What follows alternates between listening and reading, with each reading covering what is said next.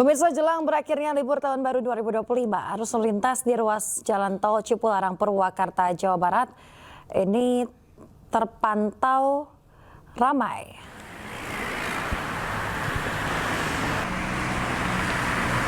Ya, pemirsa, kepadatan lalu lintas didominasi kendaraan pribadi yang hendak kembali ke Jabodetabek setelah berlibur atau merayakan malam tahun baru di kampung halaman dan lokasi wisata di wilayah Jawa Barat.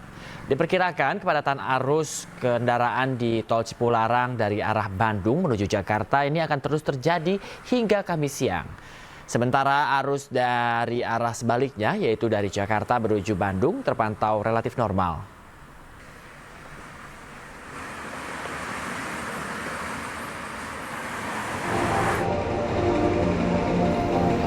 Pemirsa, antrian penumpang yang akan melakukan perjalanan ke sejumlah wilayah masih terlihat di stasiun Pasar Senen, Jakarta. Berdasarkan data terbaru dari KAI Daup 1 Jakarta, kemarin ada sebanyak 17.843 penumpang diberangkatkan dari stasiun Pasar Senen, Jakarta ke sejumlah wilayah di Pulau Jawa. Meski tingkat keberangkatan penumpang masih tinggi, namun arus balik libur Nataru sudah terjadi di wilayah Daup 1 Jakarta. PT KAI juga menawarkan diskon sebesar 10% pada tanggal 1 hingga 5 Januari 2025 untuk 50 perjalanan kereta api melalui program Year End Sale Deals tahap 2.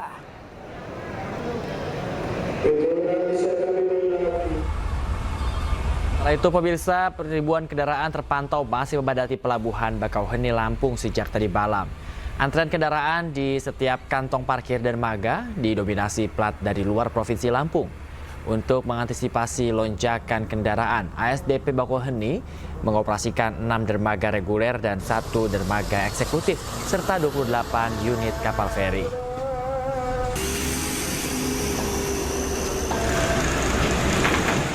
Pemirsa, ribuan penumpang kapal feri dari Pelabuhan Gilimanuk, Jemberana, Bali tiba di Pelabuhan Ketapang, Banyuwangi, Jawa Timur pada Kamis dini hari. Penumpang merupakan wisatawan yang menikmati liburan di Pulau Bali. Pihak Pelabuhan Ketapang mengoperasikan sebanyak 30 unit kapal feri dan 8 dermaga di masing-masing pelabuhan. Arus balik libur Nataru di Pelabuhan Ketapang diperkirakan akan terus terjadi hingga hari ini.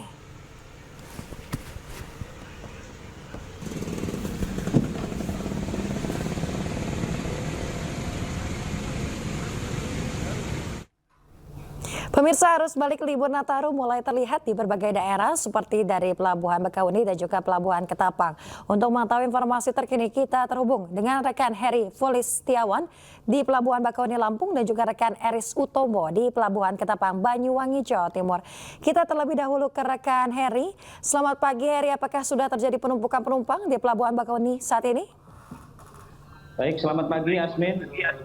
Bahwa saat ini saya sedang berada di Pelabuhan Bakauheni. Melaporkan bahwa sejak tadi malam antrian kendaraan di Pelabuhan Bakauheni memadati Pelabuhan Bakauheni.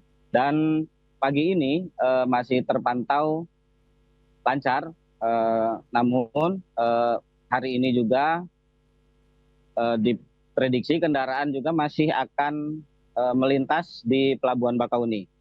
Berdasarkan data dari ASDP Bakauheni tercatat dapat saya laporkan bahwa sejak libur Natal dan Tahun Baru 112.000 kendaraan sudah melintas dari Pelabuhan Bakauheni, baik kendaraan roda 4, bus maupun truk, dan 12.000 sepeda motor dan sedikitnya 445.000 penumpang baik pejalan kaki maupun yang ada di dalam kendaraan.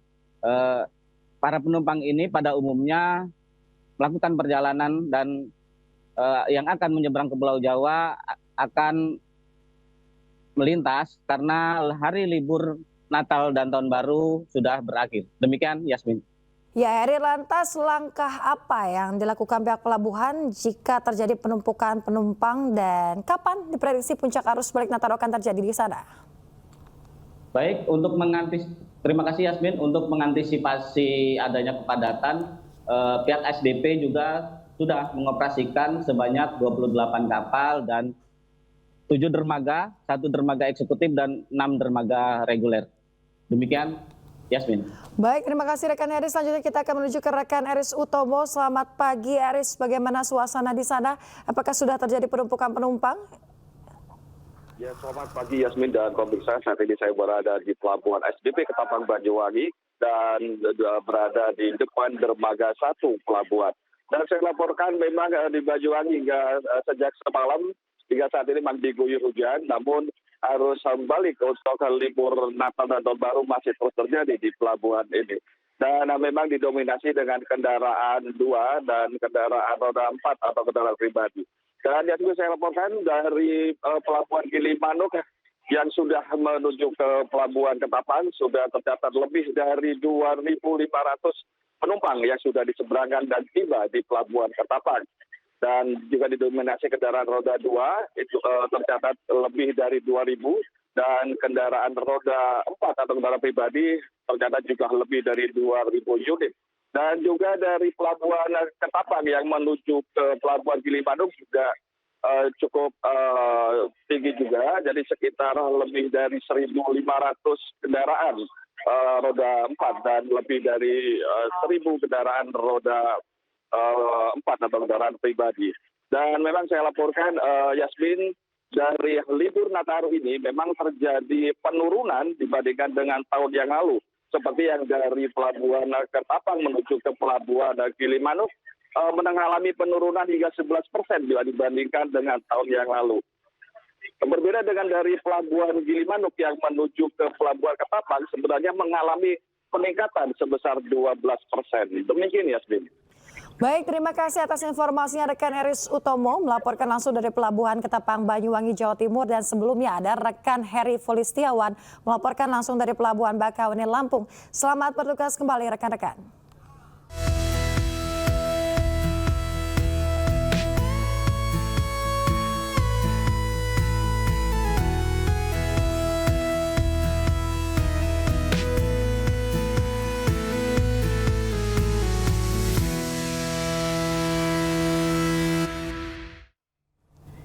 Pemirsa, perayaan Tahun Baru di Kota Padang, Sumatera Barat ini diisi dengan pertunjukan Sipasan. Ya, sebanyak 700 orang warga memukul tandu yang diarak keliling kota Padang berbentuk kelabang.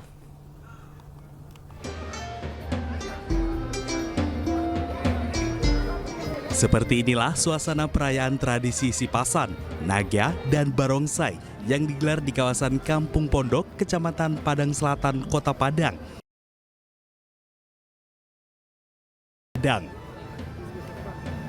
Ribuan warga berkumpul di pinggir jalan raya menunggu kedatangan rombongan arak-arakan Sipasan.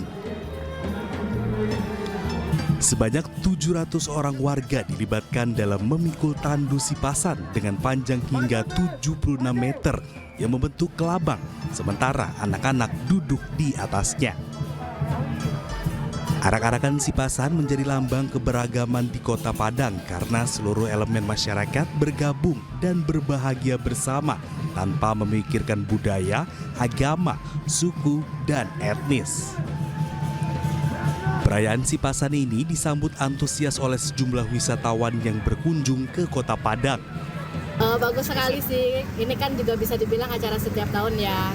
Jadi melestarikan juga seperti yang tadi Bapak Mahyar dibilangkan, nanti setiap tahun bakal ada acara seperti ini. Bagus sih, jadi mengingatkan kita akan tradisi juga kan, siapa tahu nanti wisatawan luar bisa datang karena ini merupakan ciri khas Padang gitu. Jadi juga bisa menarik wisatawan supaya bisa lebih berkunjung ke Padang.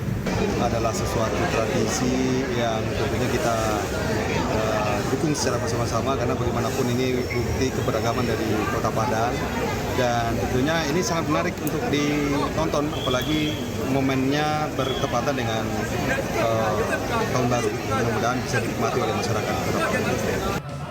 Diharapkan di tahun 2025, seluruh masyarakat dapat saling bahu-membahu dalam bergotong royong tanpa melihat perbedaan.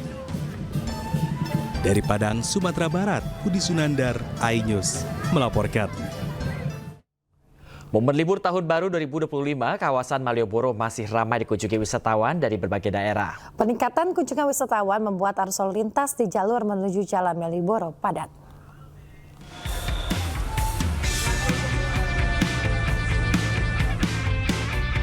Objek wisata Malioboro kian ramai diserbu wisatawan di hari libur Tahun Baru 2025.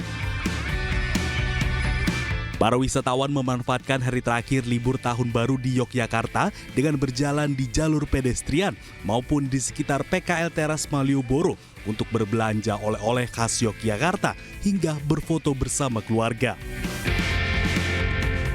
Terus ini di Teras Malioboro rencana mau ngapain, Mbak? Rencananya paling kita mau jalan-jalan, mau ke keliling lah ya. Ini kenapa milih Jogja sih, Mbak? Pertama karena deket ya, sekitar 4 jaman lah dari Surabaya. Terus bisa pakai mobil sih. Kesannya di Jogja di momen libur tahun baru ini seperti apa sih, Mbak? Istimewa. Betul, istimewa. Sementara itu, arus lalu lintas di Abu Bakar Ali dan Jalan Mataram menuju Malioboro dipadati ribuan kendaraan dari berbagai daerah. Dari Yogyakarta, Gali Wisma, Ayus melaporkan.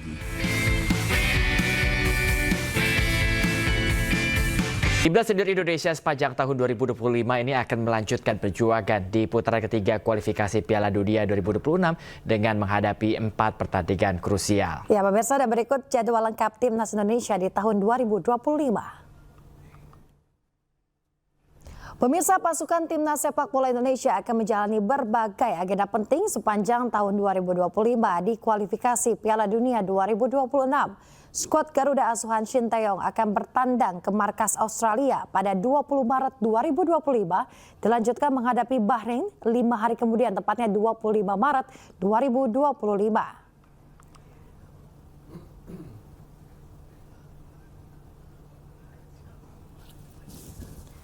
Sementara pada 5 Juni 2025, pemirsa, Timnas senior akan menjamu Cina. Kemudian pada 10 Juni 2025 Indonesia akan menghadapi Jepang.